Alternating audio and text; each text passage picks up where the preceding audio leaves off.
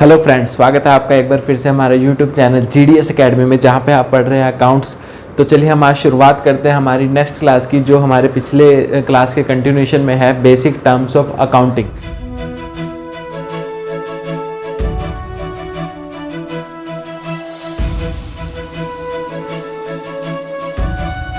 हमने पिछली क्लास में जो पढ़ा था वो पढ़ा था एसेट्स एंड लाइबिलिटीज़ के बारे में। एसेट्स क्या होती है और लाइबिलिटीज़ क्या होती है, तो मैं आपको डिफाइन कर देता हूँ एक बार फिर से। एसेट्स जो आपकी है, जिसमें आपका पैसा लगा है, जो जिसके आप ओनर हो, वो हमारी एसेट्स होती है। ठीक है, एग्जांपल जैसे आपका फर्नीचर, आपने कोई बिजनेस स्टार्ट किया है, उसका फर्नीचर, उसमें जो भी प्लांटेड मशीनरी लगी हुई है, अगर कोई कंप्यूटर रखा है जो आपको बेनिफिट दे रहा है, कोई भी ऐसी चीज़ जो आपकी है और जो आपके बिजनेस को बेनिफिट्स दे रही है, वो आपकी एसेट्स होती है। लाइबिलिटीज़ क्या होता है? लाइबिलिटीज़ होती है कर्ज, जो उधार आपने ले रखा है या किसी को आपको पेमेंट करनी है, वो क्या होता है? हमारी लाइबिलिटीज। तो चलिए हम इसके कंटिन्यूएशन में आगे करते हैं एसेट्स के। और एसेट्स का हमने पढ़ा था, एसेट्स कितने टाइप की होती है? Non current assets and current assets. अब जो हमने पढ़ा था एसेट्स के बारे में, वो क्या है? या तो वो नॉन करंट है या करंट है। ठीक है, ये हमने पढ़ा था। अब नॉन करंट कौन सी है? जिसका बेनिफिट हमें मोर देन 1 ईयर के लिए मिलने वाला है। और ये करंट क्या था? जिसका बेनिफिट लेस देन 1 ईयर के लिए मिलना है। ठीक है, अब नॉन करंट एसेट्स जो है, ये आज के टॉपिक्स में हम कवर करेंगे। नॉन करंट एसेट्स भी आगे 2 पार्ट्स में डिवाइड होती हैं। कौन कौन सी? एक tangible assets, second intangible assets.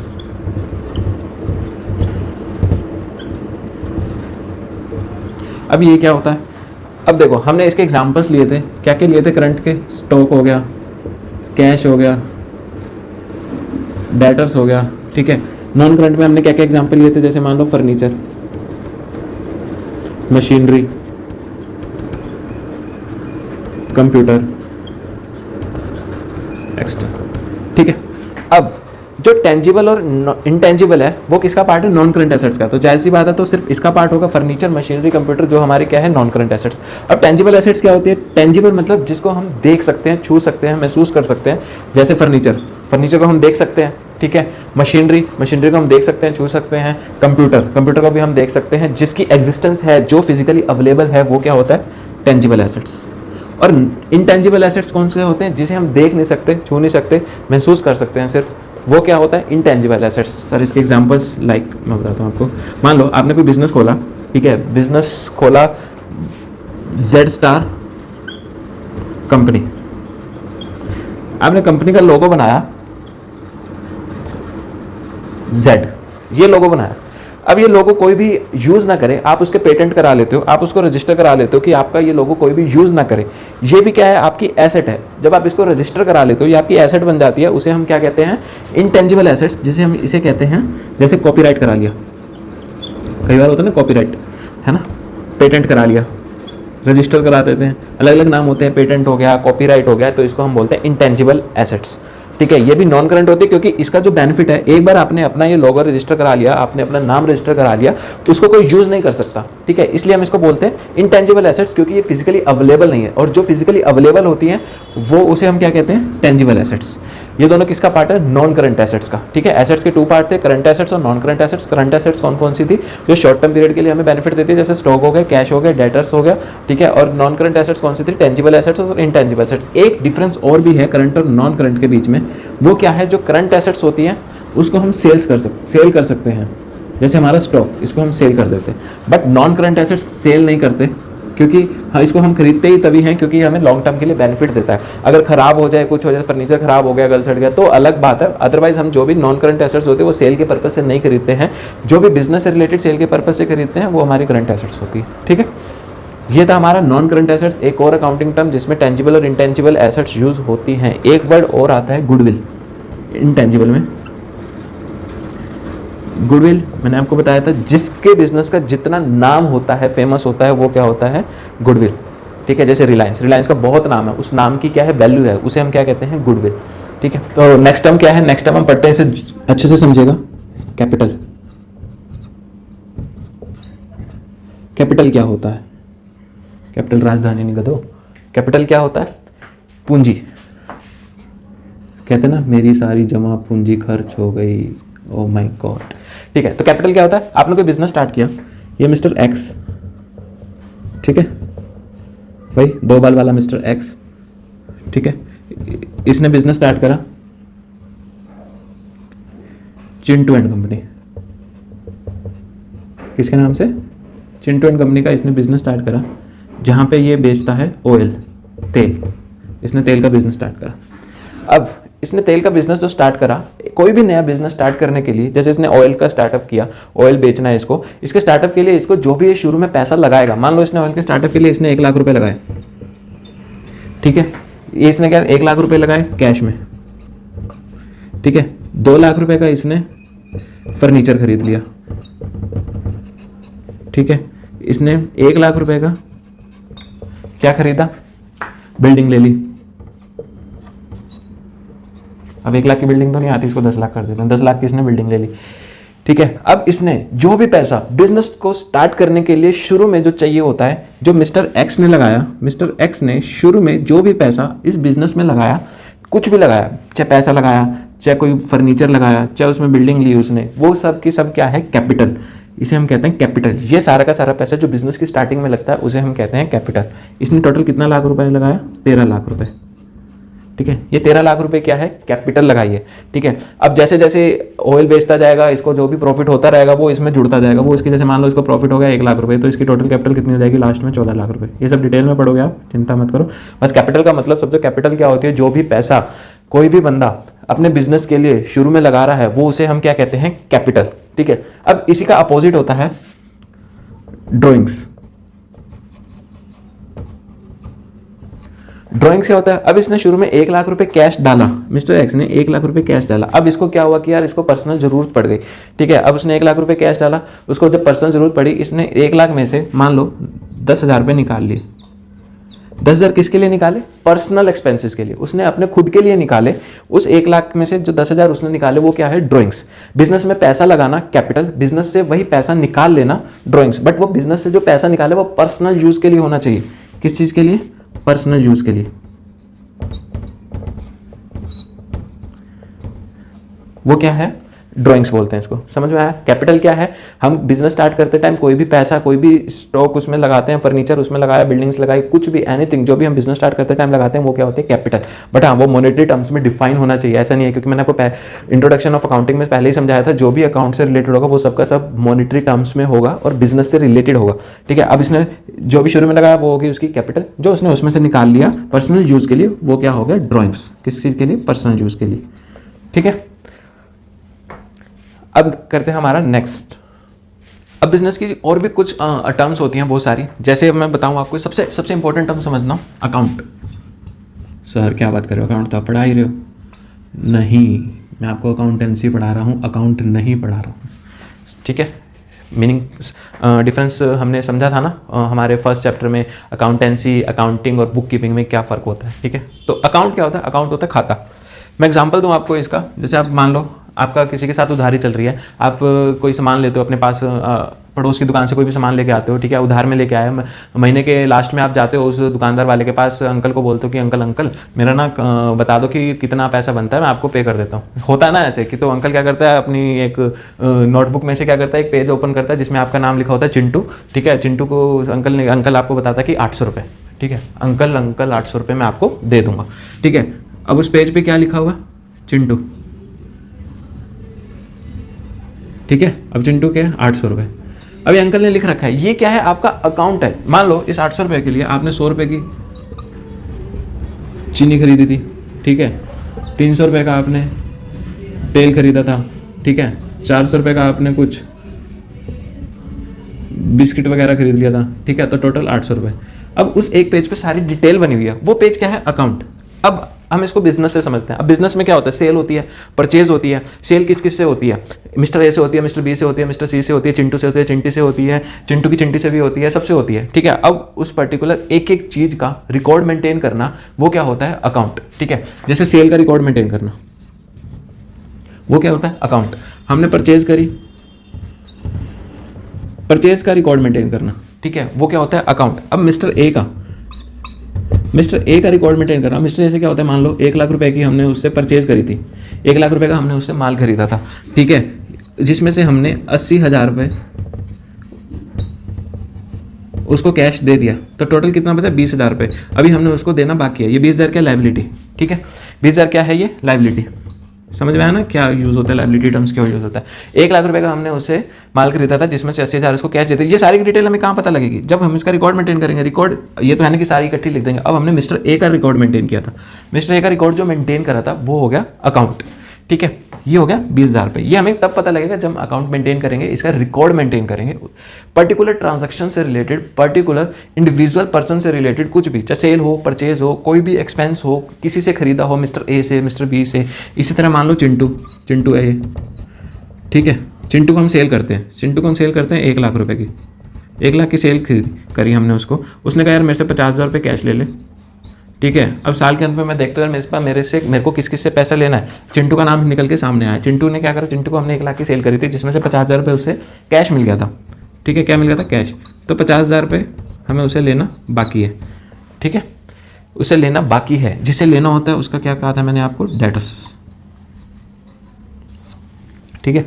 1,50,000 उसे आ गया था, 50,000 उसे लेना बाकी है। ये क्या, अकाउंट। ये कब पता लगेगा, जब हमने चिंटू का अकाउंट बना रखा होगा। कोई भी पर्टिकुलर अकाउंट, कोई भी पर्टिकुलर इंडिविजुअल पर्सन से रिलेटेड कुछ भी ट्रांजैक्शंस होती है, उसको हम क्या कहते हैं, अकाउंट, ठीक है। अब अकाउंट होता किस तरह, मैं आपको बताता हूँ। अकाउंट्स बेसिकली कैसे बनता है, ठीक है। कहाँ लिखूँ, रुको मेरे को मिटाने दो ये।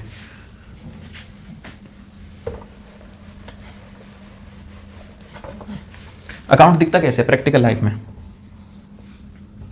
ये, और सर आपने तो टी बना दिया, टी नहीं होता, ये होता है अकाउंट्स।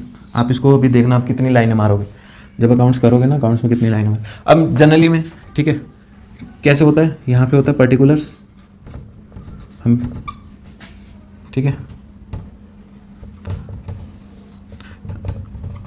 अमाउंट, वही सेम पर्टिकुलर्स, ये क्या है, अमाउंट। दो साइड्स होती है, लेफ्ट साइड और राइट साइड। ऐसे अकाउंट बनता है। मान लो हमने किसका अकाउंट बनाया था, मिसेस चिंटी का। कौन, चिंटी, हमने चिंटी का अकाउंट बनाया, ठीक है। अब जो जो आता रहेगा चिंटी से, हम मान लें चिंटी से आता रहा, 1,00,000 रुपये आया, ठीक है, हमने इसको 20,000 दे दिया, ठीक है, सॉरी अमाउंट की जगह लिखना था, 1,00,000 आ गया, 20,000 दे दिया, फिर 20,000 दे दिया, फिर 20,000 दे दिया। मान लो ये 1 अप्रैल को था, ये 2 अप्रैल को था, ये 3 अप्रैल को था, ये क्या था, ये 3 मई को था। इंडिविजुअल डेट का ये अकाउंट होता है, ठीक है। हर चीज़ का अकाउंट अलग अलग होता है, वो आप डिटेल समझोगे आगे आने वाले चैप्टर्स में। अकाउंट्स ऐसा दिखता है, एक लेफ्ट साइड होती है और एक राइट साइड होती है। इंडिविजुअल ट्रांजैक्शन से रिलेटेड, इंडिविजुअल पर्सन्स का, इंडिविजुअल्स डिटेल का, सेल हो, परचेज हो, एक्सपेंसेस हो, इनकम हो, किसी से भी रिलेटेड हो, उसे हम बोलते हैं अकाउंट्स। हर किसी का ये मेंटेन होता है, ठीक है। नेक्स्ट अकाउंटिंग टर्म क्या है हमारी, सेल और परचेज। बिजनेस के लिए मान लो कोई कपड़े का बिजनेस कर रहा है, ये है मिस्टर सी, ठीक है, मिस्टर सी है, ये किसका बिजनेस करता है, कपड़े का। अब कपड़ा बेचने के लिए कपड़ा होना भी तो चाहिए, ये क्या करता है, परचेज, ठीक है। अब जैसे ही कपड़ा आ गया, ये क्या करेगा, सेल, ठीक है। बेचने के लिए परचेज करना बहुत जरूरी है। जब तक आपके पास माल नहीं होगा तब तक आप उसे सेल नहीं कर सकते, ठीक है। अब परचेज क्या, मान लो कपड़े का बिजनेस है, ठीक है, अब वो ऑयल थोड़ी खरीदेगा, खरीद ऑयल रहा है, बेच कपड़ा रहा है, ठीक है, इधर से ऑयल डालो उधर से कपड़ा निकलेगा, ऐसे नहीं होता, ठीक है। बिजनेस क्या है, बिजनेस से रिलेटेड जो आप बिजनेस कर रहे हो, उसी से रिलेटेड जो आप खरीद रहे हो, उसे परचेज कहते हैं, बिजनेस परचेज, ठीक है। अदर देन कपड़ा, अगर वो कुछ खरीद रहा है तो वो परचेज नहीं होता है, ठीक है, वो एक्सपेंसेस होते हैं। अदर देन जिस चीज़ का आपका बिजनेस है, उसके अलावा कुछ भी बिजनेस के लिए खरीदा जा रहा है, वो क्या एक्सपेंस होते हैं, खर्चे होते हैं, ना कि परचेज होता है। सेल क्या होता है, जिस चीज़ का आपका बिजनेस है, मान लो कपड़ा है, कपड़ा ही सेल हो रहा है, ठीक है, कपड़ा ही बेच रहे हैं, कपड़ा बेच रहे हैं, तो वो क्या है, सेल है, ठीक है। अदर देन कपड़ा कुछ भी बिक रहा है, वो क्या है, इनकम। मान लो कई बार क्या होता है, मान लो कपड़ा किसमें है, एक कार्टून में पैक हो क्या है, ठीक है, ऐसे कितने है, 50 कार्टून है। अब 50 कार्टून में कपड़े हैं, अब जो वो इसके अंदर के जो कपड़ा होगा, कपड़ा जो बिकेगा, उसे हम कहेंगे सेल, किससे, बिजनेस की सेल। अब उसने क्या, जैसे कबाड़ में क्या हुआ, कबाड़ में उसने ये कार्टून्स बेच दिए, ये गत्ते बेच दिए, ठीक है, उससे कुछ पैसे है, कबाड़ी वाले को उसने क्या करे, कार्टून बेच दिए, वो रख के भी क्या करेगा, उसे मान लो 500 रुपये है, ये सेल नहीं है, ये क्या है, इनकम है। सर आपने तो कहा था जो भी बिजनेस की होगी, जो हमारा बिजनेस होगा वही से वही होती है इनकम। ये भी तो बिजनेस के लिए आया था ना। बिजनेस में कुछ होती है जो आपकी मेन सेल्स होती है, जो अदर देन मेन सेल्स के अलावा कुछ भी आपका इनकम पैसा आ रहा है किसी चीज़ को सेल करने से, वो क्या होती है, इनकम। ठीक है, ये जो कार्टून बेचा वो क्या है, इनकम। ये क्या है, सेल्स, जो कपड़ा बिक रहा है, ठीक है, ये क्या है, कपड़ा। और ये ऑयल क्या है, मान लो किसी चीज़ के लिए ऑयल चाहिए, मान लो कि कुछ कार्टून्स रखे हैं, खिड़की खराब हो गई, उसमें तेल डालना है, उसके लिए ऑयल खरीदा, वो क्या है, एक्सपेंस होता है, ना कि परचेज। ठीक है, ये डिफरेंस पता होना चाहिए, परचेज और एक्सपेंस में क्या डिफरेंस होता है, सेल और इनकम में क्या डिफरेंस होता है। सेल क्या है, आपका जो बिजनेस है आप उससे रिलेटेड बेच रहे हो सामान को, वो क्या है, सेल। कपड़े का बेचना सेल, कपड़े का खरीदना परचेज। अदर देन दिस जो भी क्या होगा, जो भी आप सामान, कार्टून्स है, कार्टून्स दे रहे हो वो क्या है, गत्ता जो बेच रहे हो 500 रुपये, वो क्या है, इनकम।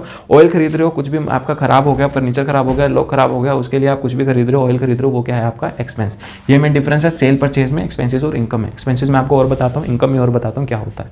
ठीक है, आगे कुछ और बेसिक टर्म्स हैं, जैसे अभी हमने परचेज और सेल्स पढ़ा, उसी से रिलेटेड होता है परचेज रिटर्न।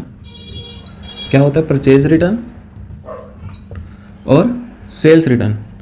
यार देखो ये जो टर्म्स है ना, बहुत काम आने वाली है आपको, क्योंकि जब आप आगे प्रैक्टिकल क्वेश्चंस आएंगे वो सब इन्हीं से रिलेटेड आएंगे। सेल्स क्या होती है, सेल्स लिखा होगा, परचेज लिखा होगा, एक्सपेंस लिखा होगा, ये सब लिखा होगा। अब परचेज रिटर्न क्या होती है, आपने जिससे माल खरीदा था आगे बेचने के लिए, आपने मिस्टर एक्स से मान लो 1 लाख का खरीदा, जब वो आपके पास आ गया, ठीक है, जब वो आपके पास आ गया तो आपने देखा यार 20,000 का कुछ एक जो कार्टून है, जो एक कार्टून था वो तो बिल्कुल यार अंदर से जला हुआ है, कुछ चिथड़े उड़े हुए हैं उसके, तो आप उसको क्या कर देते हो, यार तू अपना ये पैसे, ये जो है माल वापसी ले ले। इसे हम कहते हैं परचेज रिटर्न, और इसी का उल्टा क्या होता है, सेल्स रिटर्न। ठीक है, हमने 1 लाख का खरीदा था, 1 लाख में से 20,000 का वापसी दे दिया, वो क्या हो गया, हमारा परचेज रिटर्न। सेल्स रिटर्न क्या हो गया, हमने 1 लाख का बेचा था, किसको, मान लो पूजा को बेचा, पूजा को बेचा 1 लाख का, पूजा ने बोला अरे अरे ये तो 20,000 रुपये का माल ख़राब है, इसको वापसी ले लो। ठीक है, पूजा क्या करती है, ये वापसी कर देती है, हमारा क्या होगा, रिटर्न आ गया, ये क्या हुआ, हमारा सेल्स रिटर्न। जब हम कोई सेल्स करते हैं वो वापसी आ जाती है, तो वो क्या होता है, सेल्स रिटर्न। इसी तरह जब हम कुछ परचेज करते हैं तो हम उसको वापसी कर देते हैं, तो वो क्या होती है, परचेज रिटर्न। ठीक है, अब नेक्स्ट है एक्सपेंसिस।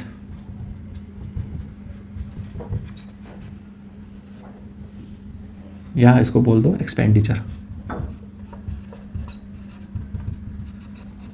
एक्सपेंसेस क्या होते हैं, आपके बिजनेस से रिलेटेड कुछ भी आप खर्चा कर रहे हो, आपके सिर्फ बिजनेस से रिलेटेड, ठीक है, कोई भी खर्चा हो रहा है वो क्या है, एक्सपेंस। मान लो आपने ये जो बिल्डिंग है रेंट पे ले रखी है, ठीक है,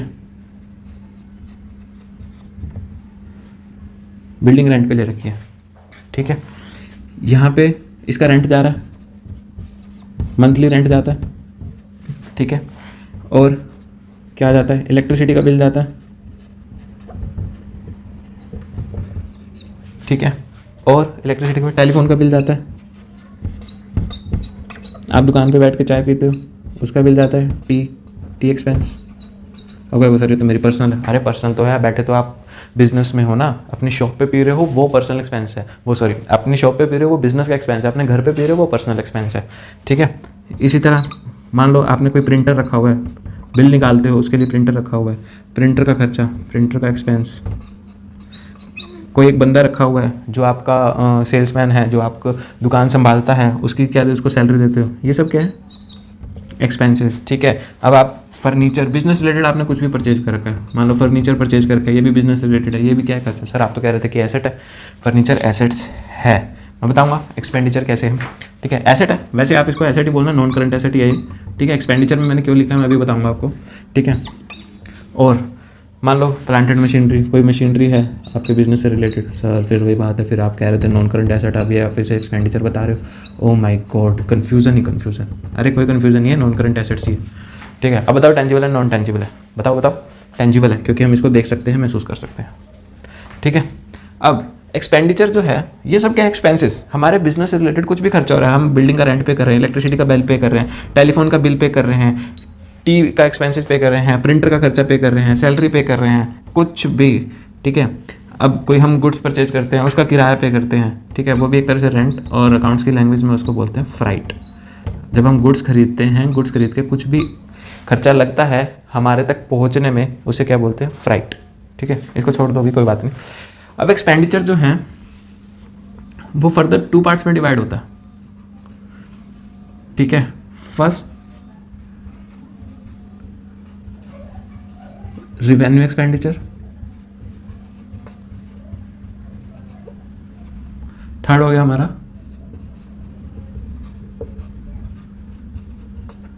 कैपिटल एक्सपेंडिचर। ठीक है सर, सारी चीज़ें 2 पार्ट में डिवाइड होती हैं, short term long term. Yes, assets भी 2 पार्ट्स में डिवाइड होती है, करंट नॉन करंट। ठीक है, लाइबिलिटीज में 2 पार्ट में, करंट एंड नॉन करंट। इसी तरह एक्सपेंडिचर भी होता है, revenue expenditure and capital expenditure. ठीक है, अब रिवेन्यू एक्सपेंडिचर क्या होता है? रिवेन्यू एक्सपेंडिचर होता है जिसका बेनिफिट 1 साल के अंदर अंदर हमने ले लिया।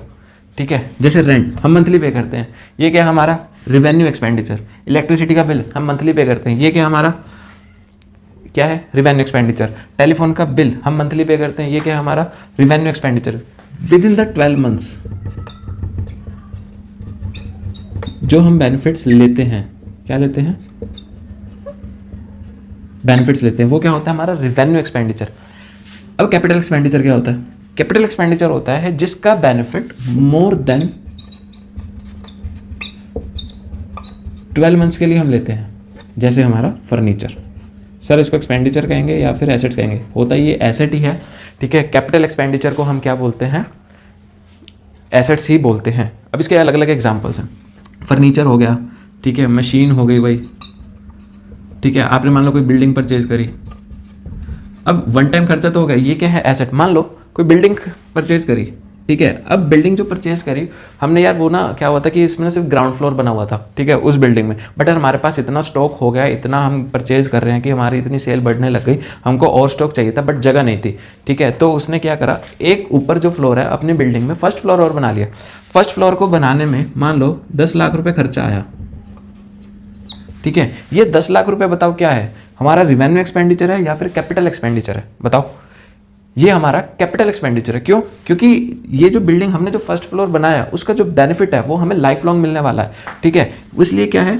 10 लाख रुपए क्या है? हमारा कैपिटल एक्सपेंडिचर। अब मान लो हम पेंट कराते हैं, ठीक है, पेंट कराया, पेंट से कोई हमारा कोई बेनिफिट हो रहा है? इससे तो हमारा 10 लाख हमने फर्स्ट फ्लोर जो खड़ा किया उससे हमें कुछ ना कुछ बेनिफिट मिल रहा है, हम उस पर से स्टॉक ला के रखेंगे। पेंट कराया, पेंट से कोई बेनिफिट है? पेंट कराया बस शो करने के लिए। ठीक है, मान लो वो 10 महीने बाद 11 महीने बाद फिर से चेंज होता था। जो हमने पेंट कराया वो क्या है? हमारा रिवेन्यू एक्सपेंडिचर, क्योंकि उसका हम बेनिफिट 12 महीने के अंदर अंदर ले चुके हैं। मान लो इसी तरह बिल्डिंग में कुछ रिपेयर कराना है, यार कुछ जगह टूट गई थी, हमने वो सीमेंट कराई, वो सीमेंट कराने का खर्चा आया मान लो 3-4 हज़ार रुपये। क्या वो कैपिटल एक्सपेंडिचर है? नहीं, वो क्या है? रिवेन्यू एक्सपेंडिचर, क्योंकि वो छोटा खर्चा है। ठीक है, और उसका कुछ ऐसा कुछ मेजर बेनिफिट नहीं मिलने वाला। ठीक है, वो रिपेयरिंग कराई, अब रिपेयर करा ली तो चलो ठीक है। आप अपना घर बनवाते हो, ठीक है, घर बनवाते हो, एक तो होती है सिर्फ रिपेयरिंग कराना, यार चलो ठीक है, थोड़ी बहुत सीमेंट करवा ली, ऊपर से पेंट करा लिया। एक होता है आपने पूरा को पूरा फ्लोर तैयार करवाना। फर्क समझ रहे हो दोनों में? जो फ्लोर तैयार करवाया आपको उसका बेनिफिट मिल रहा है, आप वहाँ पर रहोगे, ठीक है, कोई ना कोई वहाँ पर रहेगा। अब कुछ रिपेयरिंग करवानी, आप उस जगह पर तो पहले ही रह रहे हो ना, तो कोई फायदा थोड़ी ना, आपको कुछ बेनिफिट थोड़ी ना मिल रहा है। हाँ, वो दिखने में अच्छा लग रहा है। ठीक है, इसी तरह दोनों में फर्क होता है, रिवेन्यू एक्सपेंडिचर और कैपिटल एक्सपेंडिचर में। जो आपकी वैल्यू बढ़ा देता है, ठीक है, फर्स्ट फ्लोर खड़ा किया वो आपकी वैल्यू बढ़ा रहा है, उसकी बिल्डिंग की वैल्यू बढ़ा दी और उसका बेनिफिट भी मिल रहा है। बेनिफिट क्या मिल रहा है? हम वहाँ पे अपना स्टॉक रख रहे हैं जो हमें सेल्स में काम आएगा। रिवेन्यू एक्सपेंडिचर क्या है? जिसका बेनिफिट हम 1 साल के अंदर अंदर ले चुके। जैसे रेंट पे कर दिया हमने, हर मंथली पे करते हैं, क्या हमें क्या बेनिफिट मिल रहा है? ठीक है, शॉर्ट टर्म के लिए हमने मंथली रेंट पे करना है, मान लो हम रेंट पे नहीं करेंगे वो तो हमें निकाल देगा, उसका बेनिफिट हमने 1 महीने के लिए ले लिया, हर महीने लेंगे। ऐसे ही इलेक्ट्रिसिटी का बिल, टेलीफोन का बिल हर महीने आता है। ठीक है, अब आपने देखा होगा, मान लो इलेक्ट्रिसिटी है, इलेक्ट्रिसिटी का मीटर लगता है। अब मीटर के लिए ना शुरू में क्या होता है? सिक्योरिटी डिपॉजिट करवानी पड़ती है इलेक्ट्रिसिटी डिपार्टमेंट को। अब जो इलेक्ट्रिसिटी डिपार्टमेंट को सिक्योरिटी डिपॉजिट कराई वो क्या है? कैपिटल एक्सपेंडिचर है या फिर रिवेन्यू एक्सपेंडिचर है? वो भी कैपिटल एक्सपेंडिचर है। रिवेन्यू एक्सपेंडिचर क्यों नहीं है? क्योंकि उसका जो बेनिफिट है वो हमें क्या है ना, बहुत आगे आने वाले सालों में मिलने वाला है। ठीक है, क्योंकि वो 1 साल के लिए तो नहीं है सिक्योरिटी डिपॉजिट, लाइफ लॉन्ग के लिए। वो क्या है? हमारा कैपिटल एक्सपेंडिचर। ठीक है, अब इसी में एक टर्म और आती है रिवेन्यू एक्सपेंडिचर और कैपिटल एक्सपेंडिचर के बाद, डेफर्ड रिवेन्यू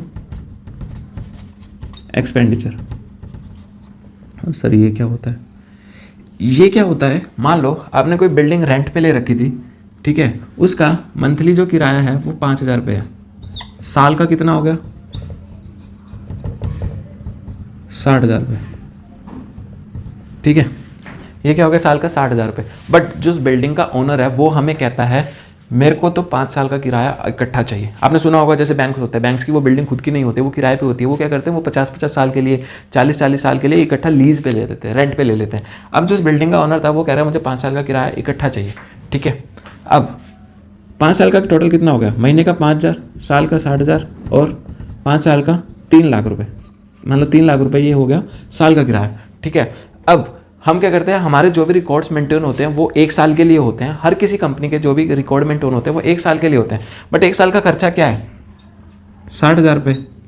आगे आने वाले 4 साल का खर्चा कितना होगा, 2,40,000 रुपये। ये क्या, डेफर्ड रिवेन्यू एक्सपेंडिचर, जिसकी हम एडवांस पेमेंट कर देते हैं, डेफर्ड रिवेन्यू एक्सपेंडिचर, जिसका हम बेनिफिट आगे लेंगे। सर आप कह रहे तो कैपिटल एक्सपेंडिचर है, नहीं, ये जो रेंट है, रेंट जो हम पे करते हैं वो रिवेन्यू एक्सपेंडिचर है। उसका नेचर क्या है, नेचर क्या एक्सपेंसेस का, रिवेन्यू एक्सपेंडिचर एक्चुअल में। बट वो तो हम इकट्ठा पे कर रहे हैं ना, इसकी वजह से वो क्या आ जाता है, डेफर्ड रिवेन्यू एक्सपेंडिचर। हमने एडवांस में पेमेंट कर दिया, जिसका बेनिफिट हम आगे कुछ लिमिटेड ईयर्स के लिए लेंगे। 5 साल का पे करा, ठीक है। ये कितने साल का है, 4 ईयर्स का, मतलब कुछ लिमिटेड ईयर्स के लिए, ठीक है। ये कैपिटल एक्सपेंडिचर क्या है, अनलिमिटेड ईयर्स के लिए। आपको नहीं पता, डिफाइन नहीं है, बट यहाँ पे क्या है, डिफाइन है, इसलिए इसको बोलते हैं deferred revenue expenditure, capital expenditures, ठीक है। रिवेन्यू एक्सपेंडिचर जिसका बेनिफिट 12 महीने के अंदर अंदर मिल जाएगा, कैपिटल एक्सपेंडिचर जिसका बेनिफिट मोर देन 12 मंथ्स के लिए, मोर देन 1 ईयर के लिए मिलेगा, बट आपको पता नहीं है कितने टाइम के लिए। वो हो सकता है 10 साल के लिए, फर्नीचर आपका 10 साल चल जाए, मशीनरी आपकी 15 साल चल जाए, 20 साल चल जाए,